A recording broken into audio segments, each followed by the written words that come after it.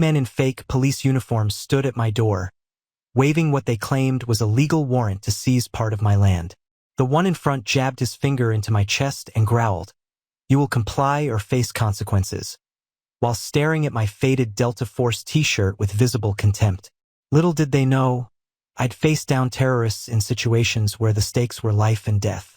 After 20 years in Delta Force, these wannabe tough guys didn't even register on my threat radar. What happens when home association bullies push the wrong veteran too far? I never planned on having this kind of trouble in my retirement. After 20 years in Delta Force, I thought I'd earned some peace and quiet. My name's Mike, and at 45, I'd finally hung up my boots to settle down on the ranch my grandfather left me. It's a beautiful 15-acre spread just outside of town. Perfect for a guy who'd spent too many years in desert combat zones and cramped forward operating bases. This land meant everything to my grandfather. He'd built it from nothing, working every day until his hands bled. "A man's land is sacred, Mike," he used to tell me. "It's the one thing nobody can take away from you." I guess he never encountered a power-hungry HOA. My property sits just outside the jurisdiction of the Pine Creek Estates Homeowners Association. Technically, they have zero authority over my land. But my ranch borders their main entrance road, and that's where the trouble started. I'll be honest, I never paid much attention to the HOA when I moved in. I was busy fixing up the old barn, establishing a small shooting range out back, and finally sleeping through the night without waking up in a cold sweat. That faded Delta Force t-shirt became my daily uniform, comfortable, worn in, and a reminder of who I am. I should tell you about my military background because it matters to what happened later. As a Delta Force commander, I led some of the most complex hostage rescue and counterterrorism operations across 3 continents. My specialty was threat assessment and tactical patience, knowing when to wait and when to strike. I'd negotiated with warlords, outwitted terrorist cells, and brought my men home alive from situations most folks couldn't imagine in their worst nightmares. The Pine Creek HOA was run by a board of 5 members, led by their president, Richard Keller, a retired corporate executive with too much time on his hands and an inflated sense of importance. From what I gathered, the community had started as a friendly neighborhood, but over the years, Keller had turned it into his personal fiefdom. While I kept to myself, I'd hear stories from people in town about ridiculous fines for grass being half an inch too tall or shutters painted the wrong shade of beige. Things started off friendly enough. About 3 months after I'd settled in, my elderly neighbor Martha stopped by with a pie. "Sweet lady, husband passed from cancer 2 years back." She mentioned she'd been hit with a $500 fine because her mailbox was not in compliance with community standards. At 78, living on a fixed income, this was devastating for her. I took a look at the HOA charter she showed me and immediately spotted the problem. Their jurisdiction ended 3 properties down from hers. They had no authority to fine her at all. I helped her draft a simple letter citing the property boundaries defined in the county records, and just like that, the fine disappeared. Martha was overjoyed, and I felt good about helping a neighbor. But I didn't realize I'd just made my first enemy. Richard Keller doesn't like being proven wrong. That small victory would turn out to be the beginning of something much bigger than I could have anticipated. But as any good tactician knows, sometimes the smallest skirmish can reveal your enemy's true nature. The first real confrontation happened on a Tuesday morning in April. I was repairing a section of fence when a black SUV pulled up to my gate. Out stepped Richard Keller and 2 other HOA board members. They were dressed like they were heading to a country club, pressed khakis, polo shirts, and expressions of practiced concern. "Mr. Peterson," Keller said, not bothering to wait for an invitation to enter my property. "We need to discuss the community expansion plan." I wiped my hands on my jeans and straightened up. "Good morning to you too, Mr. Keller." He unrolled a large blueprint on my fence post. "The association is planning to widen the main entrance road. It would require using about 20 feet of your property line." He pointed to a section of my land that contained my grandfather's old oak tree and part of the creek. "That's not going to happen," I said calmly. "We're prepared to offer compensation," one of the other men said, a real estate agent named Bradley. "I'm not interested in compensation. That land isn't for sale at any price. Keller's friendly facade slipped for just a moment. Mr. Peterson, you need to understand that this expansion will benefit everyone. Property values will increase. My property isn't part of your HOA, I reminded him. And that oak tree was planted by my grandfather when he returned from World War II. It stays where it is. We can work around one tree, Keller said dismissively. You're not working around anything because you're not getting my land. This conversation is over. They left with tight smiles and promises to be in touch. I went back to mending my fence, but something in Keller's expression told me this wasn't over. A week later, the first letter arrived. It was printed on official-looking HOA letterhead, citing me for multiple violations and demanding I attend the next board meeting. I tossed it in the trash. Then came another and another, each one more threatening than the last. These were followed by notices of fines: $250 for excessive noise, $500 for improper waste disposal, $750 for unauthorized structure. All of this was completely illegal, of course. I wasn't part of their HOA, had signed no agreement, and they had zero authority over my property. After the fifth letter, I drove into town and spoke with a lawyer, Jacob Winters, who specialized in property disputes. They're trying to intimidate you, Jacob said after reviewing the letters. It's not uncommon. HOAs sometimes try to extend their reach, especially when they want something. So I can ignore them? Legally, yes, but practically, these situations can escalate. I document everything, keep all communications, take photos of your property regularly to show you're not violating any county codes, and consider installing security cameras. The next day, I ordered a comprehensive security system, 8 cameras covering every approach to my property, motion sensors, and automatic recording. As a Force Recon Marine before Delta, I'd learned the value of perimeter security. I also started carrying a small audio recorder whenever I was working outside. That's when the rumors started. At the grocery store, people would suddenly go quiet when I walked by. At the hardware store, the owner pulled me aside. Just wanted to let you know, some folks from Pine Creek are spreading stories about you, he said quietly, saying you're unstable, dangerous, PTSD stuff. I told them it was bull, but thought you should know. This wasn't just annoying anymore, it was personal. They were trying to use my military service against me, painting me as some unhinged veteran. The irony wasn't lost on me. My training was the very thing keeping me calm and methodical in response to their harassment. One evening, reviewing my security footage, I discovered something that changed everything. 2 men in Pine Creek Estates polo shirts were caught dumping garbage along my property line at 5:30 a.m. I recognized one as Bradley, the real estate agent. But it was what they were saying that really got my attention. Keller is obsessed with this guy, Bradley said, tossing a bag of trash over my fence. I know. It's getting weird, replied the other man. Did you know Peterson's old unit was the one that got that security contract in Baghdad?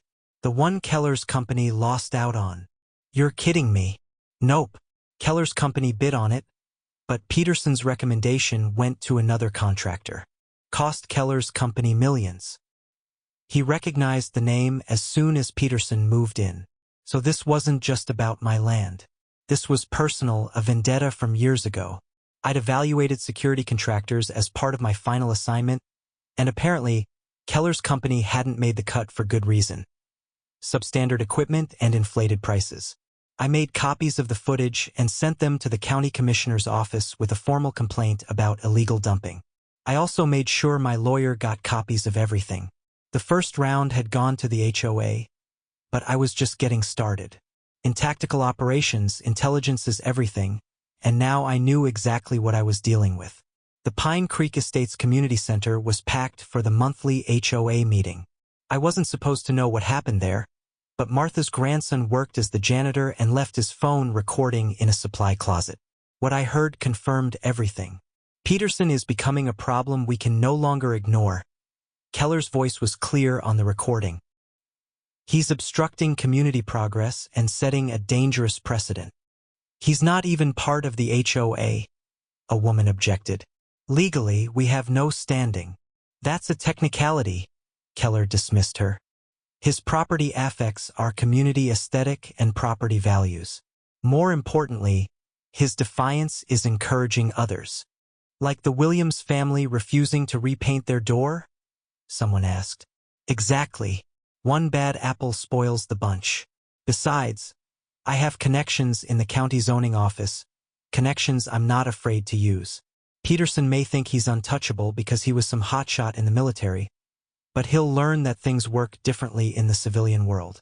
The meeting devolved into a strategic planning session on how to force me to comply.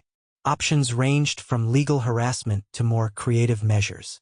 What troubled me most was how many neighbors stayed silent, neither objecting nor supporting the increasingly hostile plans. The next few weeks brought a new level of harassment. My water supply was mysteriously tampered with twice. Someone had opened the main valve on my property line.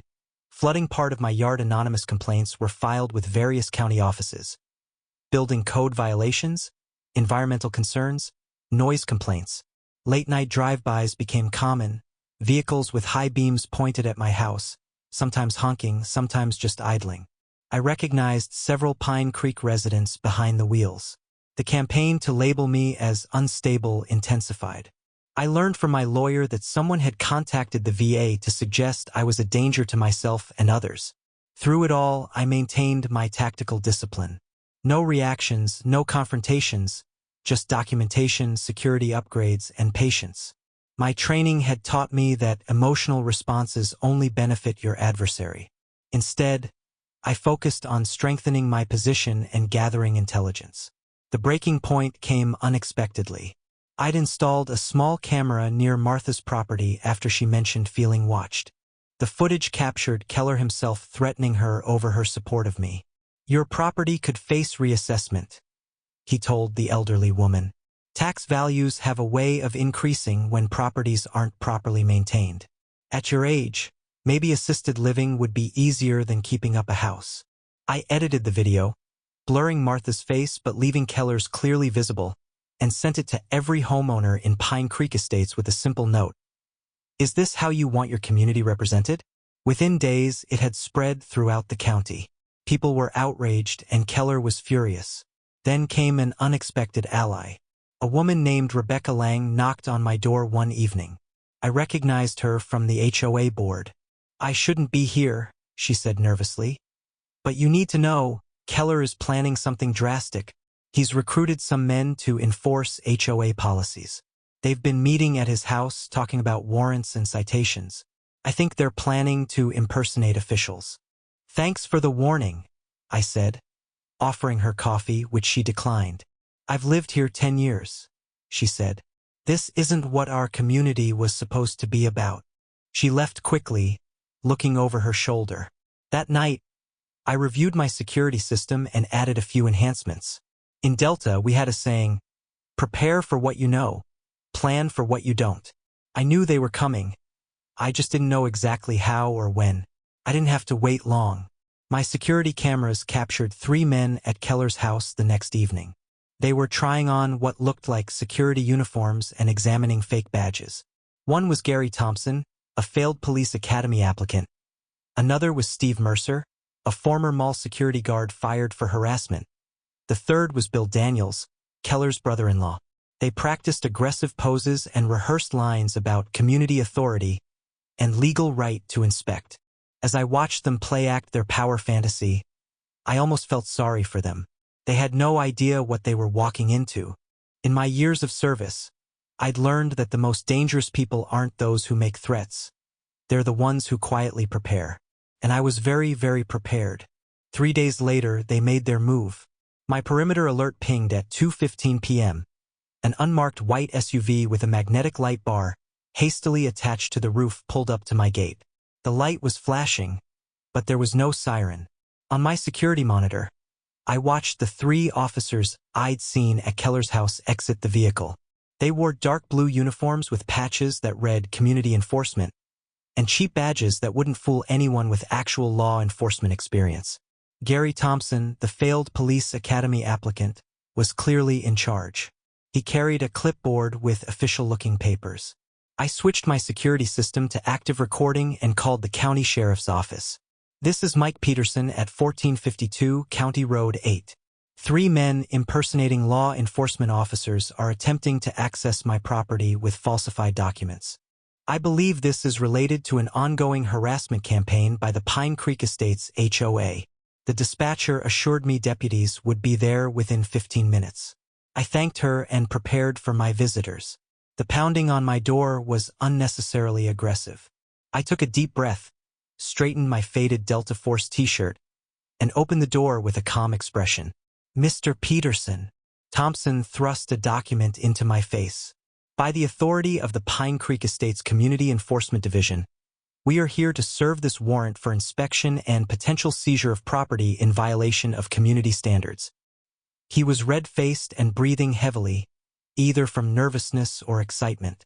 The other 2 flanked him, trying to look intimidating but failing miserably. Steve Mercer's hand kept drifting to his hip where a real officer would carry a weapon, though thankfully he wasn't armed. I didn't take the paper. Instead, I looked Thompson directly in the eyes. "Good afternoon, gentlemen. May I see some identification, please?" This simple, standard request seemed to fluster him. We are the official enforcement arm of the Pine Creek Estates Homeowners Association. This warrant grants us—" "That's not identification," I said calmly. "I'd like to see your law enforcement credentials." "We have community authority," Bill Daniels chimed in, his voice cracking slightly. I finally took the document from Thompson's hand and glanced at it. It was impressively official-looking at first glance, embossed letterhead, stamps, signatures. But the errors were immediately obvious to anyone familiar with legal documents. The jurisdiction was cited as Pine Creek County. It referenced statutes that were completely fabricated, and the judge's signature was for Honorable Judge James Marshall. No such judge served in our county.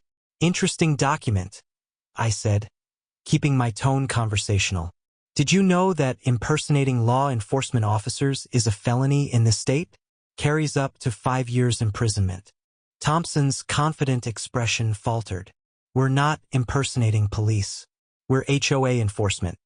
With fake badges, unauthorized emergency lights, and a falsified warrant." I gestured to their vehicle. "Those magnetic lights are illegal on civilian vehicles when used to imply law enforcement authority." "Listen, Peterson." Thompson stepped closer, jabbing his finger at my chest. "You can cooperate, or things can get difficult. Your choice." I remained perfectly still, maintaining eye contact. Years of hostage negotiations had taught me the power of controlled body language. Before you make any more statements, you should know 2 things. First, this entire conversation is being recorded by multiple security cameras. I pointed to a camera mounted discreetly above my door. All 3 men reflexively looked up. Second, I've already contacted the actual sheriff's department. They're on their way now. Thompson's face drained of color, but he tried to maintain his facade. "We have every right." "No, you don't," I said firmly. "My property is not part of Pine Creek Estates. The HOA has no jurisdiction here. What you're doing right now is criminal trespassing, impersonation of law enforcement, attempted intimidation, and conspiracy to violate my civil rights. Would you like to come inside while we wait for the real authorities to arrive?" The unexpected invitation clearly threw them off balance. People confronted with intimidation tactics don't usually invite their intimidators in for a chat. Thompson looked to his companions, uncertainty evident in his expression. "I think that would be a good idea," I added. "After all, we have some things to discuss about Richard Keller's involvement in this operation." At the mention of Keller's name, Daniels visibly flinched. The cracks in their confidence were beginning to show. They followed me inside hesitantly, like wolves suddenly realizing they'd wandered into a lion's den. My living room walls were adorned with military commendations, photographs with generals and diplomats, and a shadow box containing my Delta Force insignia and medals. "Have a seat," I offered, gesturing to the couch. None of them moved. Thompson cleared his throat. "Look, Peterson, we're just following procedures here." "Whose procedures?" I asked. "Because they're certainly not legal ones." I set the fake warrant on my coffee table. "This document isn't worth the paper it's printed on. The court seal is from an online template. The judge doesn't exist. And even if this were a real warrant, you have no authority to serve it. We represent the Homeowners Association, Mercer insisted, though with noticeably less conviction. I looked directly at him. Don't I know you from somewhere, Mr. Mercer? Weren't you a security guard at Westfield Mall until last year? His eyes widened in surprise. How did you... You were fired for harassing female shoppers, as I recall. Quite a few complaints. I turned to Thompson. And you, Mr. Thompson, failed the police academy psychological evaluation twice. Isn't that right? Something about concerning power dynamics in your assessment. Their shock was palpable. I'd done my homework after Rebecca's warning. What is this? Thompson demanded, his voice rising. Have you been investigating us? Let's call it due diligence, I replied. In my former line of work, it was important to know who was watching you. I walked over to my desk and retrieved a folder. I also have some interesting information about your association with Richard Keller and his brother-in-law here. Daniels started edging toward the door. This is ridiculous. We're leaving. I wouldn't recommend that, I said. The sheriff's deputies will be here any minute. Leaving the scene would just add fleeing to your charges. Thompson's composure cracked. He stepped toward me aggressively. You think you're so smart with your military background and your cameras. You can't prove anything. Actually, came a voice from my laptop. He can prove quite a bit. All three men turned toward the sound. On my computer screen was Jacob Winters, my attorney. Gentlemen, I'm Jacob Winters, Mr. Peterson's attorney. I've been on conference call since you arrived and have been recording this entire conversation with Mr. Peterson's permission. This is a single-party consent state for recording, in case you were wondering. Thompson's face went from red to white. You had no right. I had every right, I interrupted. Just as I had every right to investigate why 3 civilians were impersonating law enforcement to harass me. I walked to my window as the sound of sirens became audible in the distance. That would be the sheriff now. But before they arrive, I want to show you something else. I handed each of them a printed page. On it was their personal information, home addresses, phone numbers, employment histories, and connections to Keller. What the hell is this? Daniels sputtered. Insurance, I said calmly. You've been harassing me for months. Did you think I wouldn't prepare? I've documented everything, the garbage dumping, the water tampering, the late-night drive-bys, the false reports. I have dates, times, vehicle descriptions, photographs. We weren't part of any of that, Mercer protested weakly. Perhaps not personally, I acknowledged. But you're here now as part of the same organized harassment campaign. You're wearing fake uniforms, carrying fake badges, and attempting to serve a fake warrant. I folded my arms and looked at each of them in turn. I faced down insurgents with actual weapons and terrorist cells with actual bombs. You're just 3 men who made very poor decisions today. The question is, what are you going to do now? Thompson's aggressive facade finally collapsed completely. Keller assured us this was legal. He said the HOA had special jurisdiction that superseded normal property boundaries. He said you were threatening community safety and property values. And you believed that? I asked incredulously. He had documents, legal opinions. Daniels added desperately. Let me guess, I said. All on Pine Creek letterhead? All signed by people you never met or spoke to directly. Their silence was confirmation enough. Outside, sheriff's vehicles pulled up to my gate. I was a hostage negotiator for part of my career, I told them. I learned that most people who get caught in bad situations have an exit strategy. Right now, your best exit strategy is complete honesty with the sheriff about who put you up to this. Otherwise, Keller will let you take the fall while he walks away clean. The sound of car doors slamming outside signaled the arrival of law enforcement. Thompson looked at his companions, then back at me. He promised there wouldn't be any consequences, he said quietly. Said you were just an unstable vet who needed to be put in your place. I nodded. That sounds like Keller, the man who never dirties his own hands. As the sheriff's knock sounded at my door, I saw the moment when all three men realized just how thoroughly they'd been manipulated, and how completely they were now trapped by their own choices. Sheriff Thornton was a 20-year veteran of law enforcement, a no-nonsense professional with a reputation for fairness. He took one look at the three men in their fake uniforms and shook his head in disbelief. "Impersonating law enforcement officers," he said, examining their badges. "That's a bold move, gentlemen." I handed him the fake warrant. "They attempted to serve this, claiming authority to inspect and seize portions of my property." The sheriff scanned the document and raised an eyebrow. "Judge James Marshall? There's no such judge in this county." He looked at Thompson. "Where did you get this?" Thompson hesitated, then deflated visibly. "Richard Keller provided it. He said it was legitimate." "Mr. Keller of the Pine Creek HOA?" the sheriff clarified. "Yes, sir," Mercer chimed in, apparently eager to cooperate now. "He's been orchestrating this whole thing. Said Peterson was a problem that needed solving." I provided the sheriff with my digital evidence. Footage of the three men at Keller's house rehearsing their intimidation tactics, the recording of our conversation, and documentation of the months-long harassment campaign. "This is extensive," Sheriff Thornton remarked, scrolling through the files on my laptop. "You've been thorough, Mr. Peterson." "Force of habit," I replied. "Threat assessment was part of my job for 20 years. As the deputies began processing the three men, taking their fake badges and documenting their uniforms, a familiar black SUV pulled up to my gate. Richard Keller had arrived. He strode toward my house with the confidence of someone who expected to control the situation.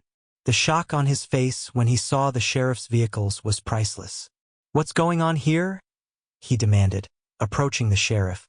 "Why are my community officers being detained?" "Community officers?" Sheriff Thornton repeated. "There's no such thing, Mr. Keller. These men were impersonating law enforcement officers and attempting to serve a fraudulent warrant." "There must be some misunderstanding," Keller said smoothly. "They're simply part of our neighborhood watch program. If they overstepped..." "Overstepped?" I interrupted. "They claimed legal authority they don't have, presented falsified documents, and attempted to intimidate me into surrendering property rights. That's a bit more than overstepping." Keller's eyes narrowed as he looked at me. Peterson always making mountains out of molehills. These men were just doing their job. Sheriff Thornton stepped between us. "Their job appears to be criminal activity, Mr. Keller, and according to their statements, you directed them to do it." "That's absurd," Keller scoffed. "I never told them to impersonate officers or create fake documents." Thompson, handcuffed and leaning against a patrol car, called out, "What about the badges you ordered online? And the uniforms you paid for? And the warrant you had printed on that special paper?" The color drained from Keller's face. "They're lying," he insisted. "We have a search warrant for your residence and office, Mr. Keller," Sheriff Thornton said, producing a document, a real one this time, based on evidence Mr. Peterson provided regarding an ongoing harassment campaign. "This is outrageous," Keller sputtered. "Peterson is the problem here. He's been undermining community standards, threatening property values. By existing on my own property that isn't part of your HOA, I asked mildly. Your property affects our community aesthetic." Keller snapped, losing his composure entirely. "You think you're special because you were in the military? This is civilian life, Peterson. Different rules apply." "Yes," Sheriff Thornton agreed. "Laws apply, like the laws against criminal harassment, impersonating law enforcement, falsifying legal documents, and conspiracy." As if on cue, another vehicle pulled up, a county SUV with the seal of the commissioner's office. Commissioner Helen Grant stepped out, her expression grim. "Mr. Peterson," she greeted me, "I received your evidence package. I want to personally apologize for what you've endured. This type of behavior has no place in our county." She turned to Keller. "Richard, the county board will be conducting a full investigation into Pine Creek Estate's HOA practices. Based on preliminary findings, there appear to be numerous violations of state HOA regulations." "You can't do that," Keller protested. "We're a private organization that operates under county and state laws," Commissioner Grant countered. "Laws you've apparently been ignoring for quite some time." As the deputies led Keller to a patrol car for further questioning, Martha appeared at my gate. The elderly woman watched the scene unfold with a mixture of shock and satisfaction. "Is it over?" she asked me quietly. I put a gentle hand on her shoulder. "Justice sometimes takes time, Martha, but it usually arrives eventually." The commissioner approached us.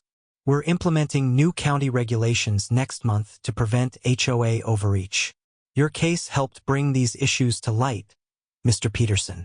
As the various vehicles departed, patrol cars with Keller and his 3 officers, deputies heading to execute the search warrant at Keller's home, a strange peace settled over my property. For the first time in months, it felt truly mine again.